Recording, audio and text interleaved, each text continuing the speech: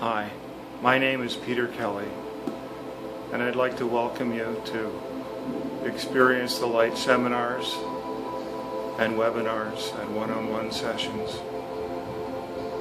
Today I'm going to give you a sample of some of the work that I'm doing, the webinars that I put together.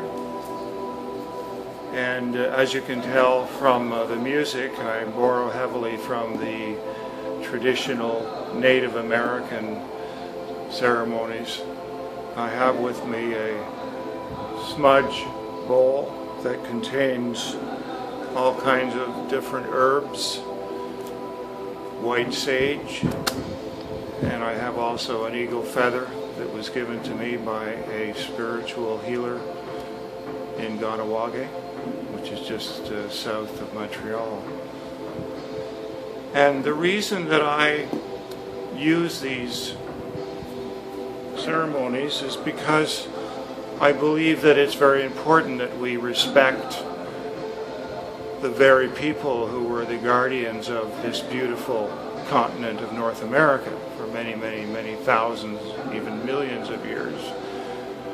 And we certainly have to pay homage to these people, the spiritual, loving peoples, although they had their quarrels among different tribes. They nevertheless were able to live and guard this beautiful earth in a very, very wonderful way, in harmony. And these are the teachings that I have really valued very much in all the work that I've done with them. And I continue to pay homage to the native Aboriginal peoples of the world. I bring also in this ceremony different crystals that I have gathered over the years. These actually come from Nepal, and I purchased a number of these as a way to help rebuild the many communities that were devastated by the recent earthquakes. I also bring with me many, many different crystals that are genuine. They come all the way from Brazil, and these are available on my website as genuine quartz crystals that are actually containing the programming and messages that occur when I do my healing ceremonies. And so today I've got here, as I said before, white sage, and I'm also adding some sweetgrass. And the sweetgrass, when you add that, you're bringing together positive and negative. In other words, you're getting rid of the negative spirits with the white sage, and the sweetgrass attracts positive. So whether you believe in this or not, I believe that ritual and ceremony is an important part of our lives, and especially when we want to bring together the spiritual and the material, the non-material and the material.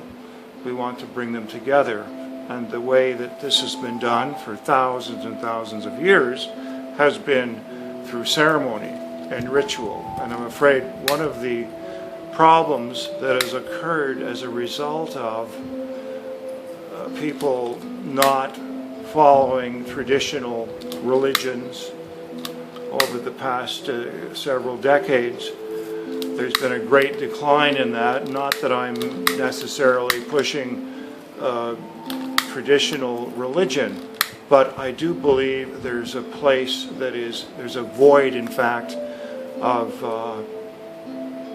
rituals. So that's what I'm doing. And every time I do my ceremonies, I include these ancient rituals. And this is smudging, and what it does, of course, is help to make sure that the energy that's coming into these ceremonies and healing sessions is only of the positive white light. And what I do is I ask for the different elements we have in the south, and I'm facing the south right now, represented by the coyote spirit, and water is the element, and this is a very clever, quick-minded, and it governs the emotion. So this is with us. And then when we go to the west, which is over here on the right side, we're going to the bear, and that represents the fire element. And this is the characteristics of something that is very energetic, strong, powerful, determined, and it also helps in cleansing. Then when we go to the east, that's actually my favorite animal spirit, the eagle.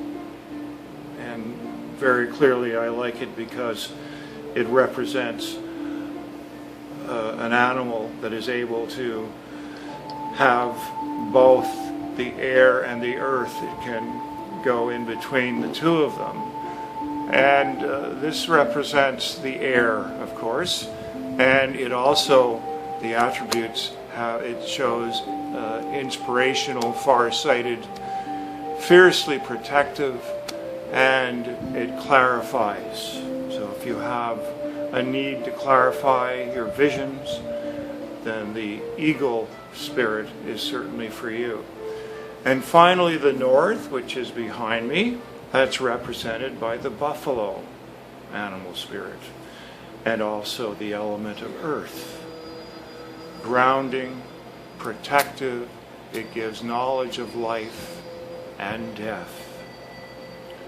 And many people, of course, in our society have mixed feelings about death. And I think it's largely due to the fact that we've never really been taught to accept death as part of our journey. Because I firmly believe in reincarnation, and I do believe that we are simply coming here in one incarnation of several, some say thousands. The great Buddha was actually known to have said that he was here for over 6,000 lifetimes. This is certainly, for many, a very controversial subject, but for me, I have no doubt that it is a true fact of our journey as spirits. And so I'd like to continue just to give you some idea of how I work. I do believe in using whatever elements I can to help, and we've already talked about the elements of fire, water, earth, and the air. And all of these elements carry elements, especially atoms, that are really us. We are composed of atoms as well. And so many, many spiritual leaders and metaphysical persons believe very strongly, as I do, that we are very much connected.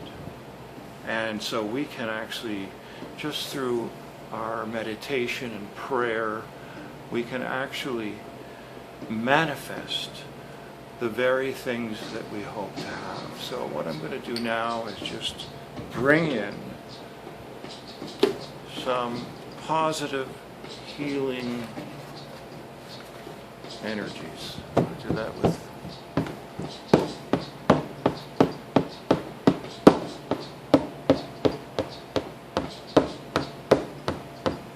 and I encourage you as well, if you can get yourself some sort of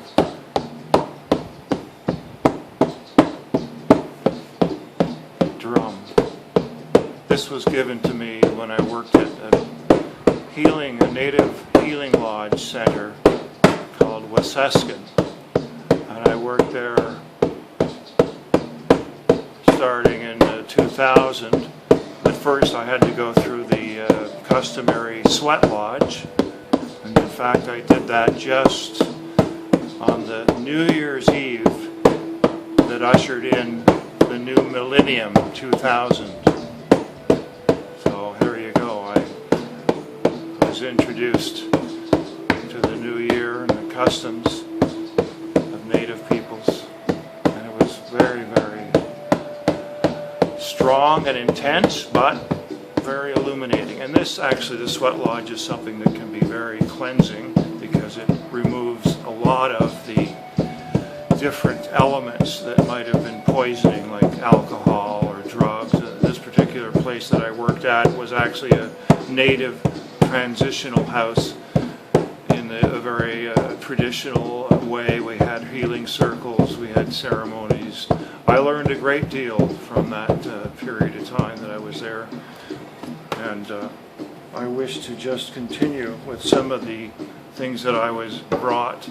Some people gave me this talking stick, and this is something that I've used to help people to talk. Sometimes I will do healing circles to help people to say their truth. In fact, one of the things that